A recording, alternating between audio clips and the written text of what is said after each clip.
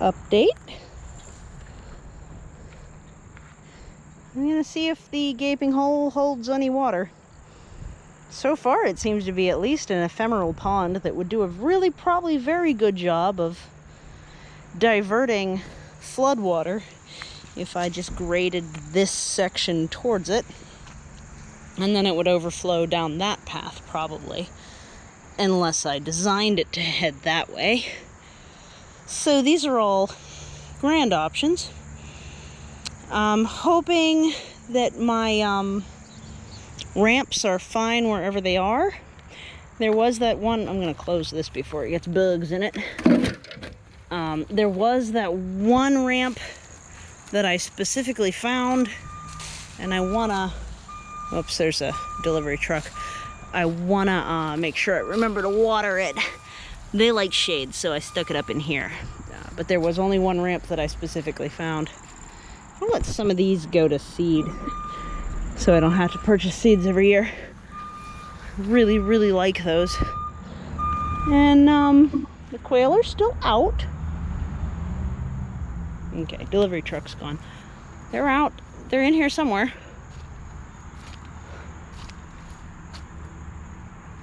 I see the hen staring at me.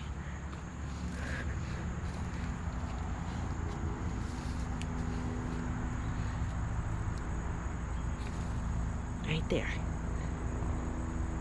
Hiding, huh? It's not as good of a hide. And then, there's Roosty Roo. Henny Penny, Roosty Roo. You got all big, huh, Roosty Roo? It was a big stretch with your little stumpy wings that I stumped. Good work. You're such a gentle rooster. I'm very happy that you get along with her so well. Yeah, nice sideways glance you gave me.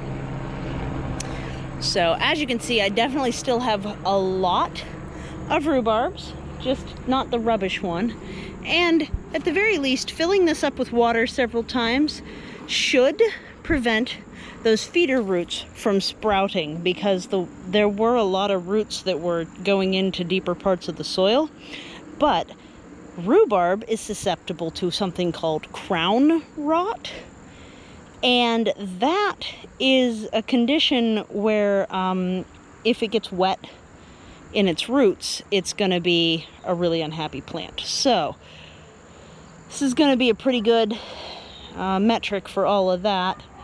Come to think of it, I could probably already design an overflow to go this way here, because all of this is that crappy type of cover. This is that like fabric-y kind of good type of ground cover. But unfortunately, the slope of the earth means that most of the water goes that way instead of here when it rains. So I will need to get in here and do something about that. But as far as overflow for the pond, I could already direct it somewhere that won't completely flood out the asparagus, because this is the asparagus plot. They like wet, they like gullies, but I don't think they want to be completely underwater. I think they would really rather the floodplain go this way instead of in. And right now it's kind of looking like it might go this way or it might go that way, and I can't tell for sure. We'll find out pretty soon, I guess. But ideally this looks pretty good so far, but I would want to probably put some sort of guard here so folks don't just like fall in or whatever if it's gonna be a pond. Yeah, so a little bit more water storage.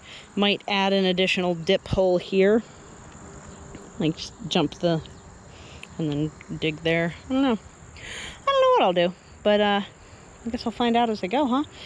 And let's see, I gotta bring the rooster and the hen in. I gotta keep an eye on this. Would be nice to keep working on the hutch, but I think we're getting to a point where the bugs are already out and I'm already tuckered. But at least I ate one real meal today. That's good, right? I'm not good at eating necessarily. There's a little secret for you. I don't always remember to eat, but I did water in the vine peach, whatever that plant is. I'm curious. Let's see. See how the view's looking.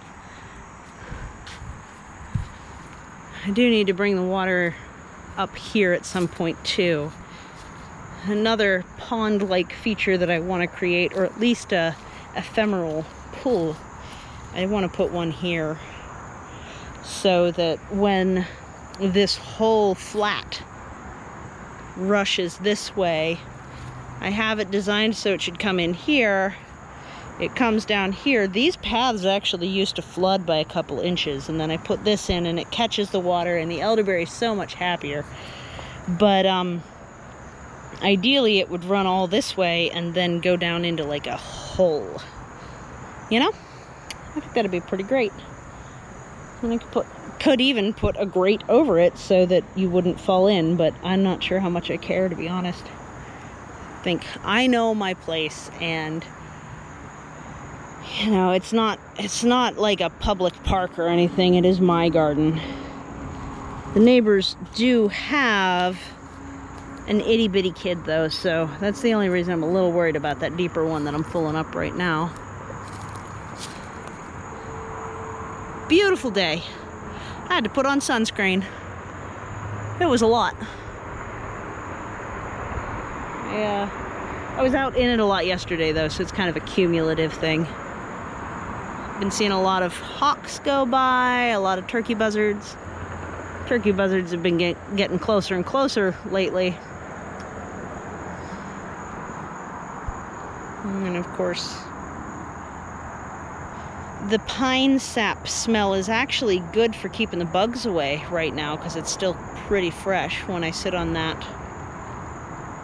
and watch what I like to call the echoes of the sunset, because the sun sets over there, obviously, but it sends colors across the sky a lot of times. I still haven't done anything with the wood chips much, but I think I might. Oh, that's the other thing I need to do. For the soil that I disturbed and threw all over the place, I would really like to get some non-pine, which is the back end here, wood chips, and bury that in pretty deep. The loose fill inside the fence that I showed you has some asparagus roots in it, and I'd like to see if those take if cared for well enough.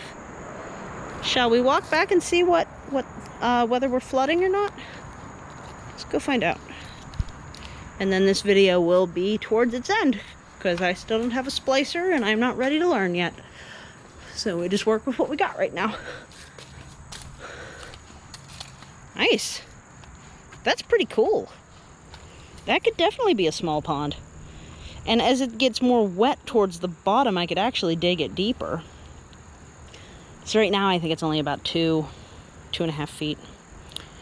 So that's looking good. We're not going to see it flood within the time frame of this video, but also I think I might turn it off at this point and see, because it's probably going to be completely empty in the morning anyway. But it's good to get the deep soaking water into the soil, especially since the slope of the land is away from the house here. So yeah, if you liked watching the rhubarb adventure today, or you like seeing quail out in the garden or in their hutch, or if you want to see the babies hatch somewhere between Wednesday and Saturday this week, the baby quail, then please do subscribe, follow along, check back in, hit the like button, see what you want to do. Thanks!